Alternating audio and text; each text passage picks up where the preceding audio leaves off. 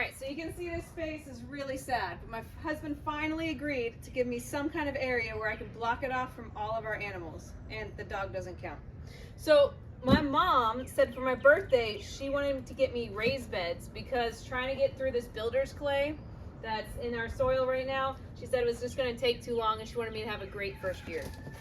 So I don't know what color she got me, and I don't even know exactly what this Vego garden is, but it's pretty fancy looking.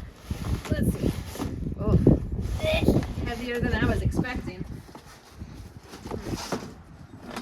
How about I get out the hardware first? The safety edging. All right. Oh, it's 17 inches tall, and it says modular metal raised garden bed. So I can make a 4-foot wide bed, or I can make 2-foot wide or 2.5 foot wide. So that's awesome.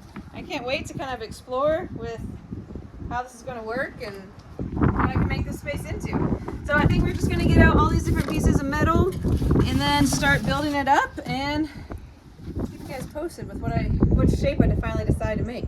We'll see. All right, so I have hardware. It comes with one tightener in there for one side of the bolt tops.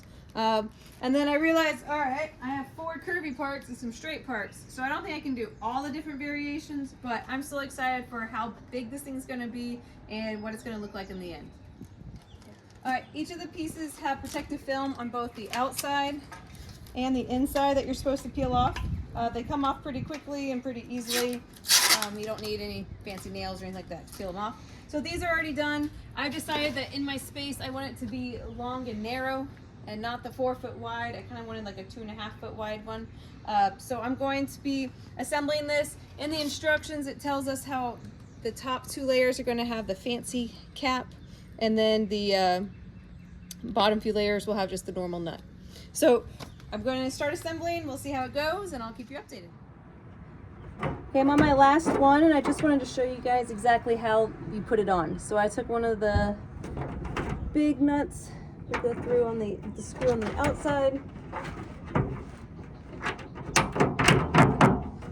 and then I like to hand twist it down.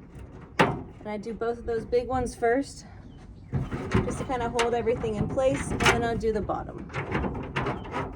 I'm doing the bottom 2 next because I'm not on a solid surface, and so it just helps to keep alignment so the middle ones go in like they're supposed to.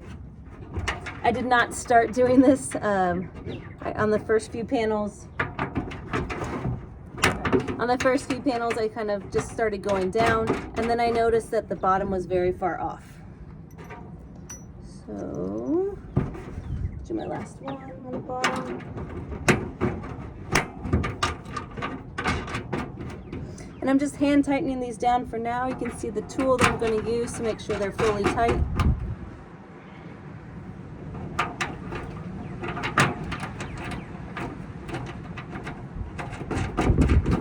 Alright, so all my screws are on. And if you take the tool, you just put it on top. I just kind of slightly push on the other side. You do not have to, and you could use a Phillips head screwdriver if you'd like. And then I just tighten these down until I can't turn them anymore. The first 2 definitely work better than the next set, just because they're a little bit taller, so they stay in the tool a little bit easier. And this is the tool that came with the kit. So far I haven't had to get any other tools. Everything came with it and worked out great. This one I think I need to push slightly harder. So your goal is to not see a gap space between the bottom of that bolt and the metal. My bottom one's usually the loosest one for me.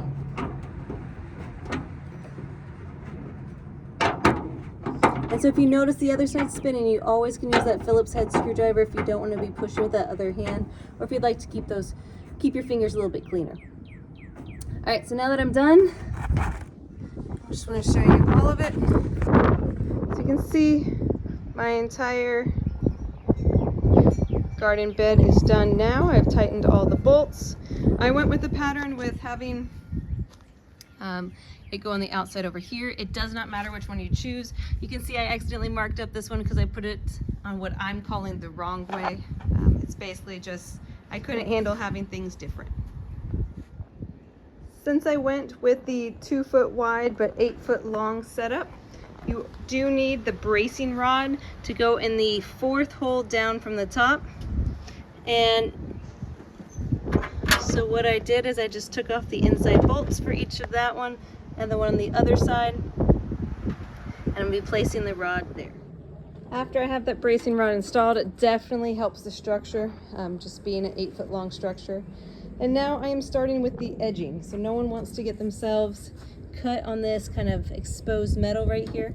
So to get the edging, you just start by opening up that inside, and then you just start by pushing it straight on. So I'm just using my hand and I'm just pushing that edging down as I go along.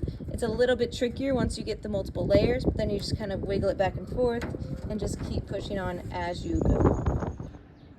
So I have the top edging all the way on there, and I think it gives it such a nice finished look. Just so you know that the edging does come with a little extra, so you will need to cut it off with like a razor blade or scissors or something like that, and then just put it there. I arranged mine this way because I'm expecting that side to be the back, and I didn't really want to see the seam. All in all, since I used the middle post, I ended up with 1 extra bolt, 1 extra big cap, and 2 extra flat caps. Everything else worked out great for the Vego garden, and once I get some dirt, I'll show you guys final product. So we had a rain last night, and we can see that the cardboard is fully saturated, and so it's ready for me to add in some sticks and some straw and some stuff. This is way too tall to fill just with soil. We want it to break down and then next year be able to add more compost to it. Also, my mom also got me these really cool lights by Vego Garden. They are already kind of curved just to fit inside. They're movable, magnetic, and solar powered. So if you just put your hand on top and they'll pop on. But they've been without any sun over here for a while. Last night they worked, and I can't wait to see it all come together. So I did 2 wheelbarrows full of sticks and some old hay. I understand that hay may have seeds for all of you that are about to comment and tell me that I could be growing some weed seeds in there. I understand. But I am hoping that by putting my animal compost on top, it's gonna sort of turn this into a true compost that's gonna heat up and hopefully kill the seeds. I know it probably won't, but we're gonna hit that when it comes. Main thing I wanted was to allow some sort of drainage here at the bottom, because you can see how uneven my ground is. I got some standing water, and I just kind of need a little bit of aeration at the base of my garden. So our first wheelbarrow full of all of the manure from our rabbits and all of their bedding. They're inside our shop for a little bit, so I can't wait to put this on and see how many more I'll have to carry up here. All right, so the last time that you saw me, I had my sticks, and then I had a lot of that rabbit manure and some extra hay. Since then, I've added a thin layer, about 1/2 inch of organic mushroom compost. That's extremely high in nitrogen. And so if I'm amending my clay, if you look down here, this stuff, I really need that mushroom compost to break it up. Sphagnum peat moss, it also helps with drainage and just with making that mulch really nice, or making the, your garden bed really nice. So this is what that peat moss is. Basically, it's just really airy, perfect dirt. It doesn't clump together very much. So on top of that, I'm trying to go up to this ridge line right here with some more rabbit manure. And so that rabbit manure has slightly broken down. It's full of good nutrients. It's full of tons of bugs just to help out my whole system right here. And so on top of this, you can see I have my peat moss, my rabbit manure, and then directly on here, I'm not gonna add any more mushroom compost just because I'll have too much nitrogen in my soil. I'm gonna go pure topsoil. So these top about 3 inches, I want just topsoil or garden soil or something. I'm sticking with all organic products, and hopefully it's gonna keep everything amazing and my garden growing super well. Stay tuned. All right, so this took 4 bags of this Miracle-Gro organic raised bed soil. I will say I was not expecting this much, like almost mulch type stuff on top with all the green material where it's the, bunches of bark or small branches, things. I was just expecting more soil, but I'm sure the plants are gonna love it. I'm gonna get this all wet, let it sit for a day, maybe add some just plain garden soil on top. We'll see. kind of as it rains tomorrow and just as it looks. And then I'll get some plants and hopefully I can give you guys a beautiful video about 2 weeks from now with all my things growing.